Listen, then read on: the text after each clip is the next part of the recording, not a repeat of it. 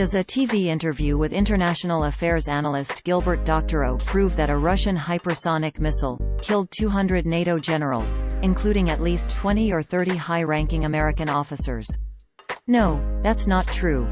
Doctorow doesn't offer any evidence to support his assertion other than an indefinite reference to the Russians.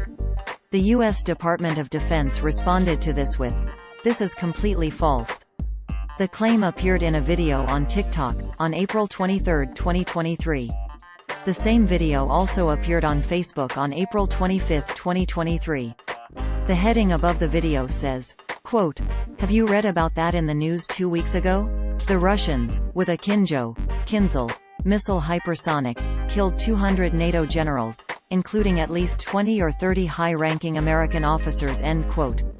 This is what the post looked like on TikTok at the time of writing. Source: TikTok screenshot taken on Thursday, April 27, 15 hours 6 minutes and 20 seconds 2023 UTC. The video features an interview on Iran's Press TV with Doctorow, who has been flagged by the European Union-funded European Platform for Democratic Elections website under politically biased election observers.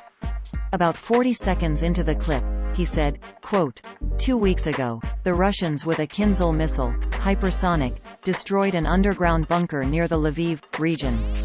They killed 200 NATO generals, including at least 20 or 30 high-ranking American officers.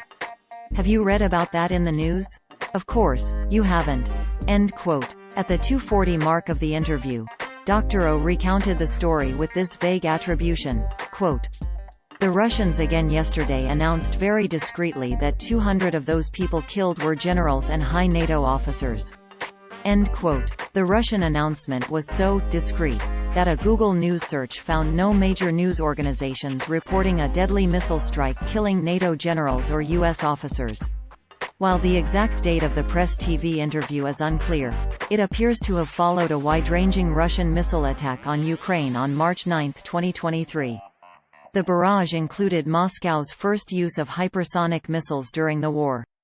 In an April 27, 2023, email to Lead Stories, U.S. Department of Defense spokesperson Major Charlie Dietz provided this response to the claims made by Doctorow, quote, "All these statements are false.